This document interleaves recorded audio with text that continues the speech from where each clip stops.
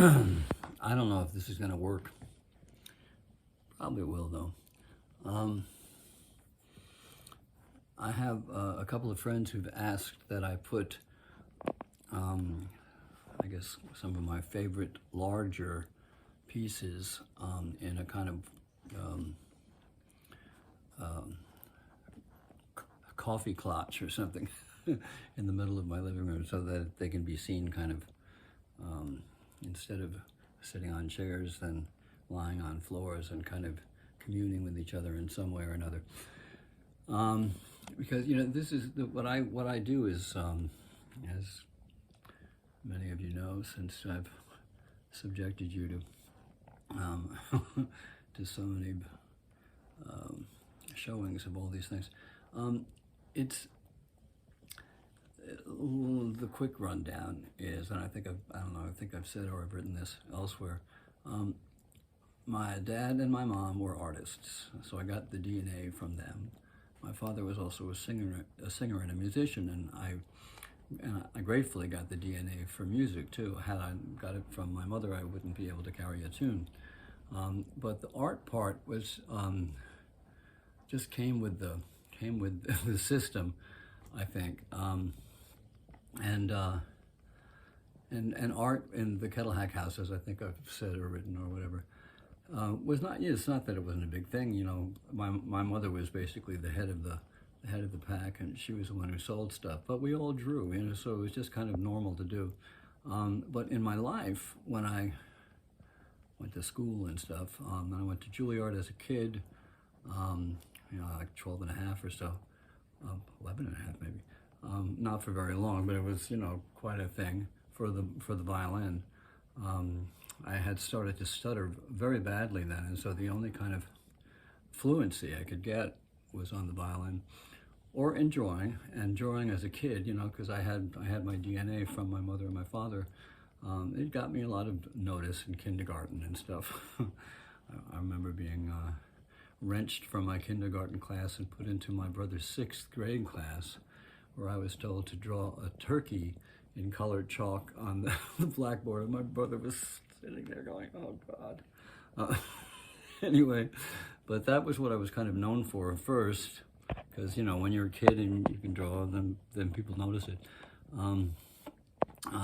But it wasn't until sort of the violin kicked in, and then writing, and the stuttering was always a prod too, because I yearned for fluency, and the only fluency really I could find was on the violin or in writing. So that they kind of took over from for the drawing.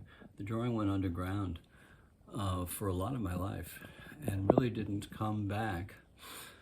In the writing, I'd written and published books, and I played the violin, in kind of fancy places, and did some solo work and stuff. So that was still with me.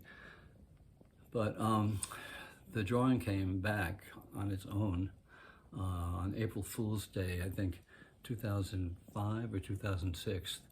I don't know why that day or why that year, but I started doing a drawing with every poem. I had already been writing one poem a day, and so I started to amass this enormous number of drawings, which went with every poem. I drew in every day, and the pile grew and grew and grew over the years until actually, was it? I forget. Was it when I started when I decided not to do the drawings with the poems. It had to have been like 2012 maybe, 2013 or something, I'm not sure. But anyway, the drawing sort of mutinied away from the poems, and suddenly I was drawing the pile was getting higher and higher, and I liked the drawings. I didn't know what to make of them. Well, you've seen enough of them, I'm sure.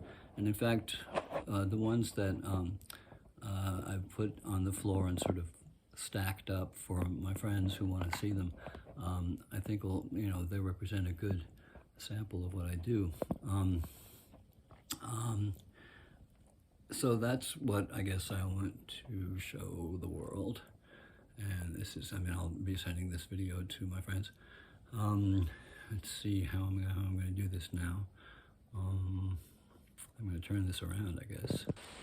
Now, I can't remember whether I alerted you at the beginning of this that what you're going to hear while you were looking at this panoply of stuff is me singing Fascinatin Rhythm, which I put on,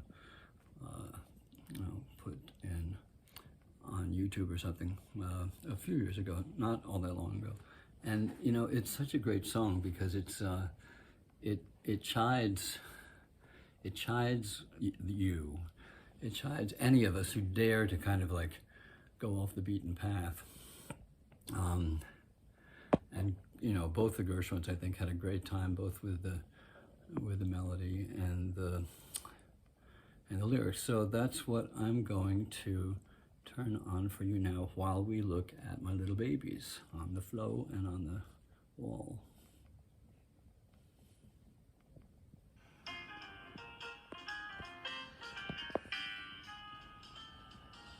Fascinating rhythm, you got me on the go. Fascinating rhythm, I'm all a quiver. What a mess you're making, the neighbors want to know why I'm always shaking just like a flipper.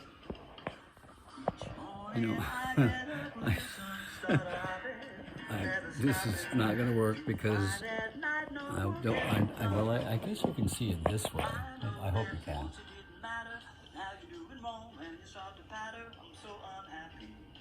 You can see Liza Minnelli in the background.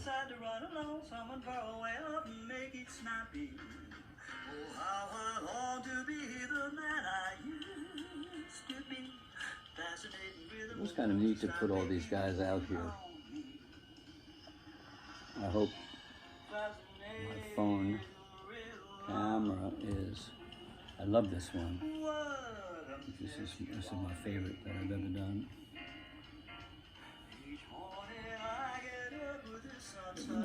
You know, they're what they are. They're cardboard and paper. I think they're strangely interesting, but then I would, wouldn't I? I'm still singing along here.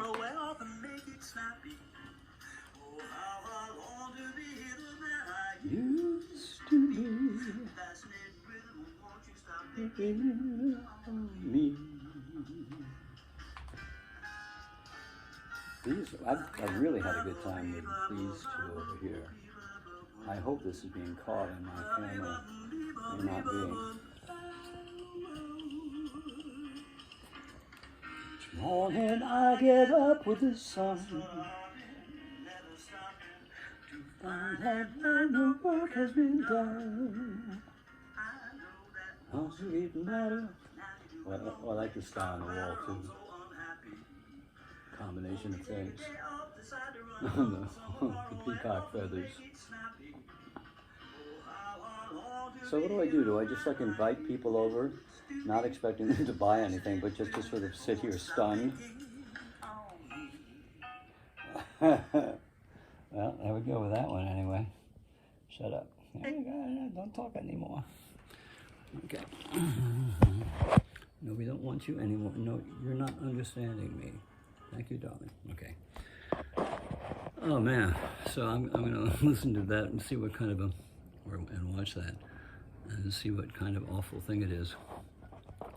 I am trying to get, you know, some sense of who I am and what this is and what I'm doing and stuff out into the world, because it's really become my life. And it's so interesting to me too that how it grows out of my own family experience. And I don't even think of my family. I don't think of as that as being an especially strong influence on me now. I mean, it's been years. I've outlived them all for decades. But I don't know. Carl Kettlehack and Alice Blake got together and they put their DNA in me, and it really didn't come to any kind of flowering until my 60s, you know, and that's pretty neat how interesting is that? I guess, you know, it's interesting for the story, and then you sort of can say goodbye now and have lunch. Anyway, thanks for putting up with this. I'll give you a better and clearer look of the stuff that I got. It's normally not on view, but is now.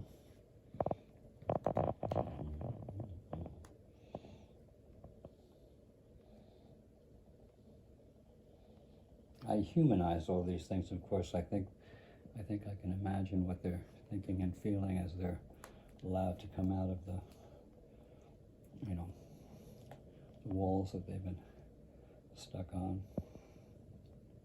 You know, I live alone, so I tend to talk to my drawings. I think these are good ones, though. I really do.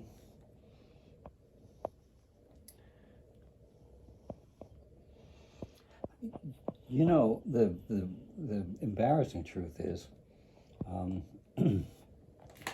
want somebody to fall in love with them the way I want somebody to fall in love with me. You know, it's a very narcissistic business in a way. Well, it's not only that, but you know, it's a strange moment when you're sort of aching for a response. I'm certainly not the only human being to whom that's happened. But there you have it. There you have me being human. All righty. I do love this one the best. She's something. Look at that face. Did a good job on that face. Okay, another thank you. Bye-bye.